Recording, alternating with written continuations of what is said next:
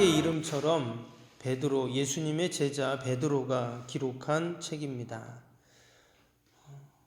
우리 앞에 1장 1절 2절에서도 나온 것처럼 이 베드로 전서의 수신자는 당시 소아시아 지역으로 알려지고 있는 본도, 또 갈라디아, 갑바도기아, 아시아, 비두니아에 있는 그 교회 성도들에게 보낸 그 공적인 서한이고 해란 문서입니다.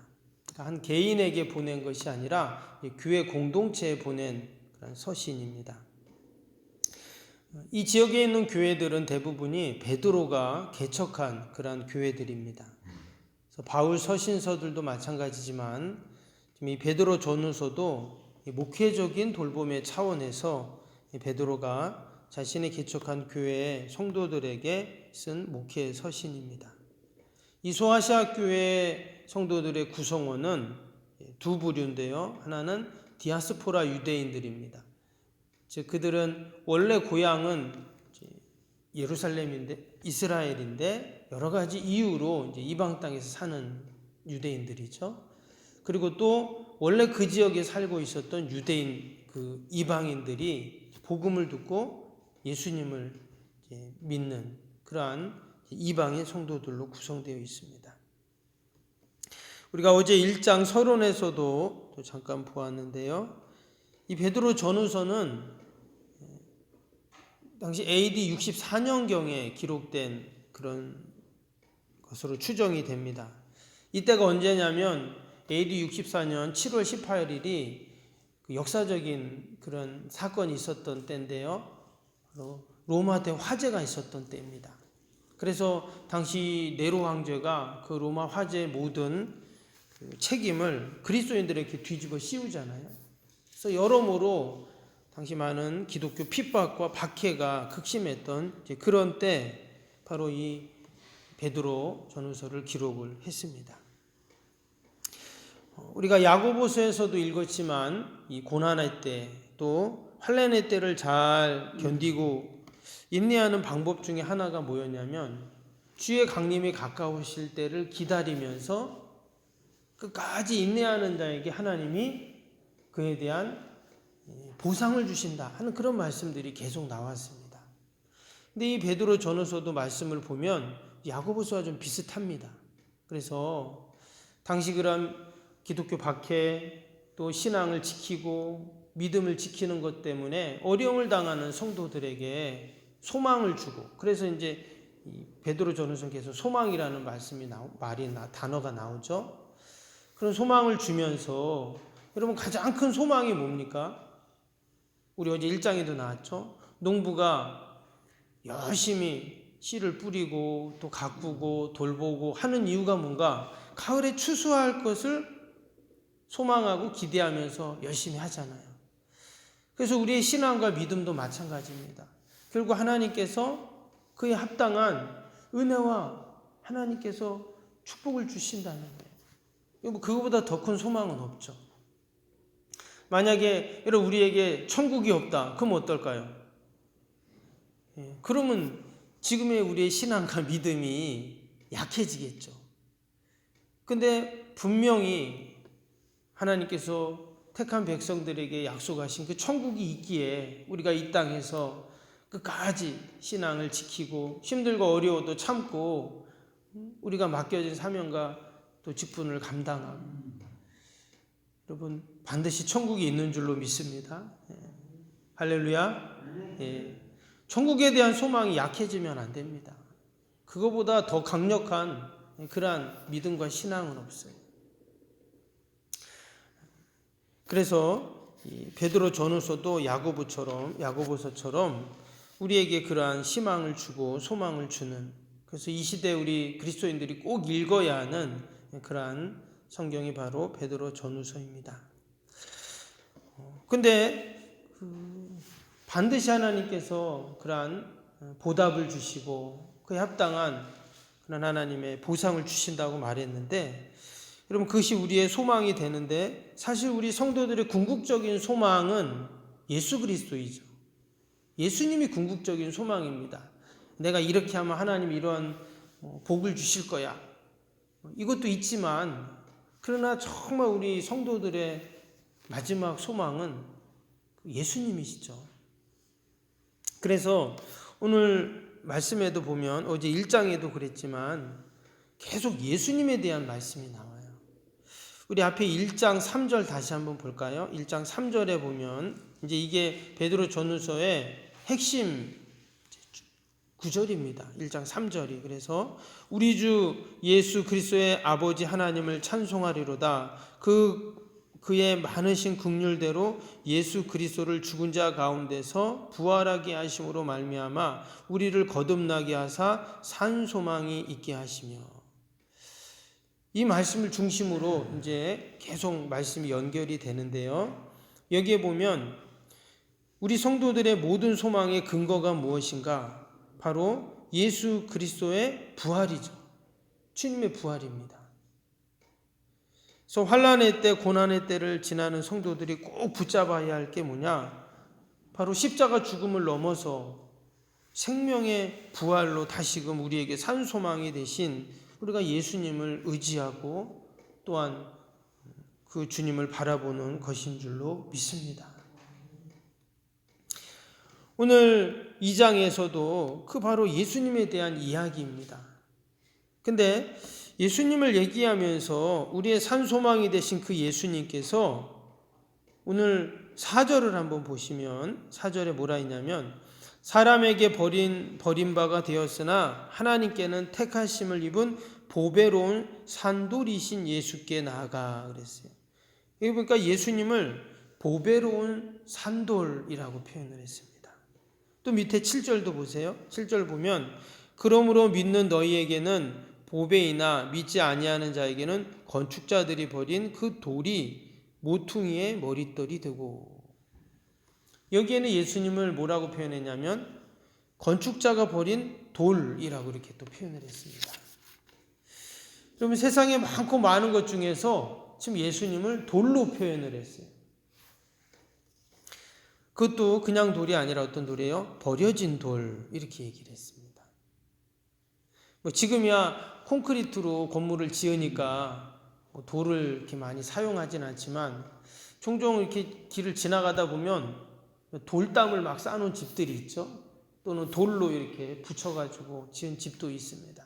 근데 옛날에는 돌로 다 지었죠.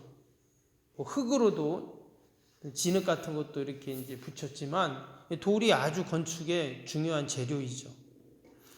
근데 그러면 사실 돌은 이 성경에 보면 이 돌과 관련된 여러 말씀들이 나옵니다. 특별히 하나님을 돌로 표현한 그런 구절들이 있어요. 내용들이 있습니다. 이제 다니엘서에 보면 다니엘서에 다니엘이 꿈을 꾸는데 그 꿈에 뭐가 나오냐면 손대지 않은 돌, 뜨인 돌이라는 그러한 내용이 나오는데 그것이 이제 하나님의 심판의 돌이거든요. 그 돌이 그 느부갓네살의 그 모든 신상들을 다 부서뜨리는 그런 이제 환상이 나옵니다. 거기서 이제 심판의 돌이었는데요. 또 고린도전서 10장에 보면 하나님을 생수의 근원이 되신 반석이시다 이런 말씀이 나옵니다. 그 내용은 그 이스라엘 백성들이 광야에서 지날 때 르비딤에서 반석에서 물이 솟아나오는 그 반석, 바로 그것이 하나님을 상징하죠. 예수님을 또 상징하기도 합니다. 그래서 지금 여기서 돌이라고 이제 표현했는데 이 돌이 바로 예수님을 상징하고 있어요. 원래는 이제 돌은 사실 별로 사람들의 관심이 없죠. 그냥 길바닥에 있는 게 돌이잖아요. 그렇죠? 더욱이 여기 보니까 지금 버려진 돌 이렇게 지금 얘기를 했습니다. 이 수석을 또 이렇게 막 하시는 분들은 돌이 중요하겠죠. 돌을 귀하게 여길 수도 있습니다. 그런데 일반 사람들은 돌에 별로 관심이 없죠. 특히 버려진 돌, 아무 쓸데없는 돌이잖아요. 그런데 그 버려진 돌, 마치 아무 쓸데없는 돌 같은데, 그런데 오늘 4절에 보니까 그 돌이 무슨 돌이에요? 산돌이 되고 보배로운 돌이 되고 생명의 돌이 됐다. 이렇게 지금 말씀하고 있습니다.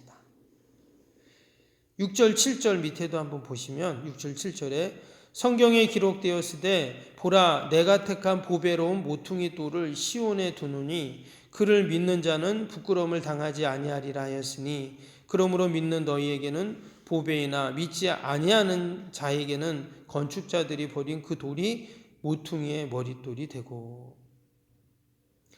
집을 지을 때 쓸데없어 보이지만 그 건축하는 사람이, 집을 짓는 사람이 그 돌을 가져다가 집을 짓는데 머릿돌로 딱 그것을 한 것입니다. 머릿돌이라는 것은 그 집의 기준이잖아요. 그리고 집을 지을 때 머릿돌이 중심을 딱 잡잖아요. 거기다 기둥을 세울 때. 그래서 머릿돌이 제일 중요한데 마치 건축자가 집 짓는 사람이 그 돌멩이를 가져다가 원래는 별로 쓸모없는 돌처럼 보였는데 그것을 모퉁이의 머릿돌로 딱 세우는 순간 어때요? 그 돌은 제일 중요하죠. 그 집에서. 근데 지금 그 모퉁이의 머릿돌이 누구를 가리키냐면 예수님을 가리키고 있죠. 그래서 그 예수님께서 사람들이 마치 버려진 돌처럼 그냥 막 흔한 돌처럼 별거 아닌 거로 생각했는데 결국 보니까 그 돌이 집 짓는 사람이 모퉁이 돌로 쓴 것처럼, 머릿돌로 쓴 것처럼 그 돌은 가장 중요한 돌. 오늘 말씀에는 그 돌을 보배로운 돌이다, 그리고 산돌이다 이렇게 지금 표현을 하고 있습니다. 여러분, 예수님은 가장 보배로운 돌이 되시고 또한 산돌이 되시고 생명의 돌이 되시는 줄로 믿습니다. 우리 인생에도 여러분 예수님이 우리의 머릿돌이 되시죠. 내 인생에 예수님이 머릿돌이 아니고 다른 것이 될 때 우리 인생이 흔들릴 수밖에 없는데 늘 우리가 주님을 생명의 돌, 또 머릿돌, 보배로운 돌로 우리는 늘 기억해야 할 줄로 믿습니다.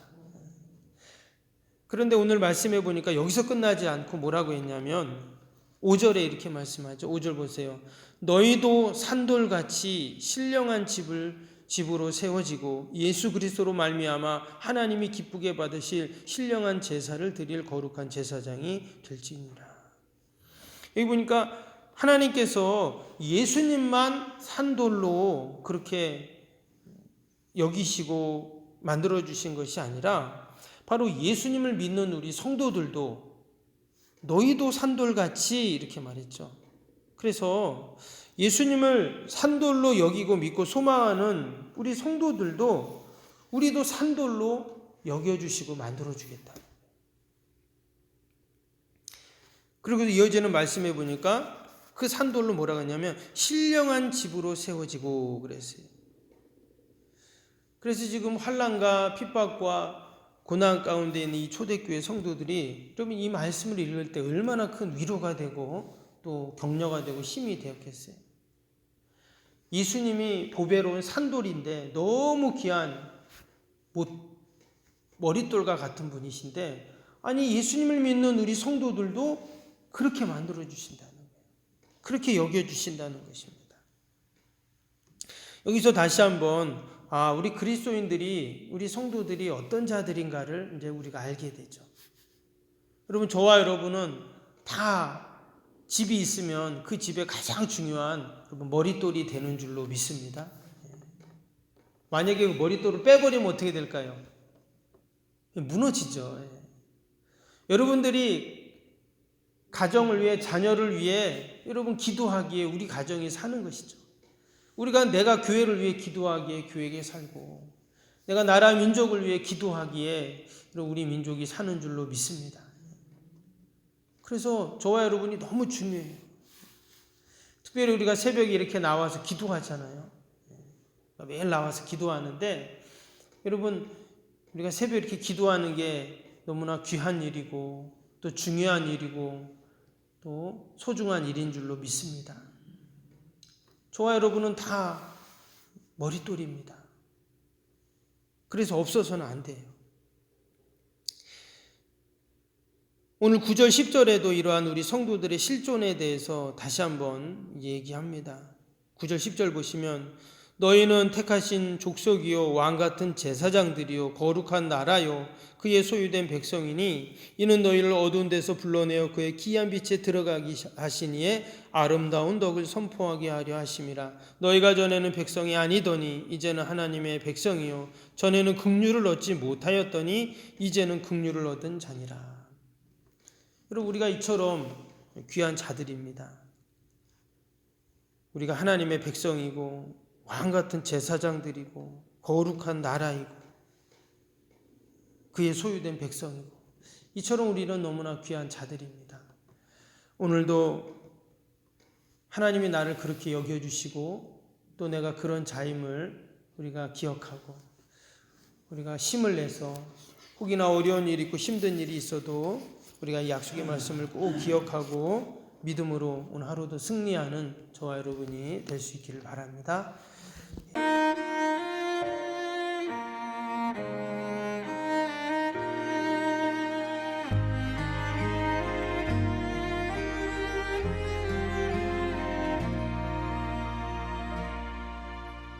나는 하나님을 예배하는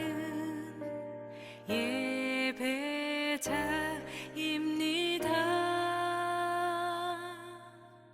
내가 서 있는 곳 어디서나 하나님을 예배합니다. 나는 하나님을 예배하는 예배자입니다. 내가 서 있는 곳 어디서나 하나님을 예배합니다. 내 영혼 거룩한 은혜를 향하여 내 마음 완전한 하나님 향하여 이곳에서 바로 이 시간 하나님을 예배합니다.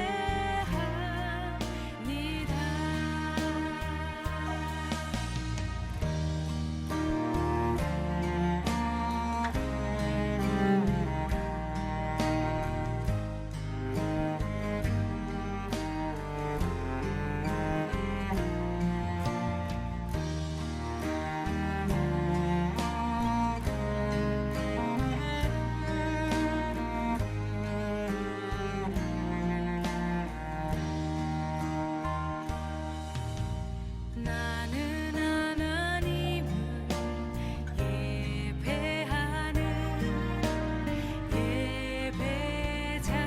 예배자입니다. 내가 서 있는 곳 어디서나 하나님을 예배합니다. 내 영혼 거룩한 은혜를 향하여 내 마음 완전한 하나님 향하여 이곳에서 바로 이 시간 하나님을 예배합니다. 내 영혼 거룩한 은혜를 향하여 내 마음 완전한 하나님 향하여 이곳에서 바로 이 시간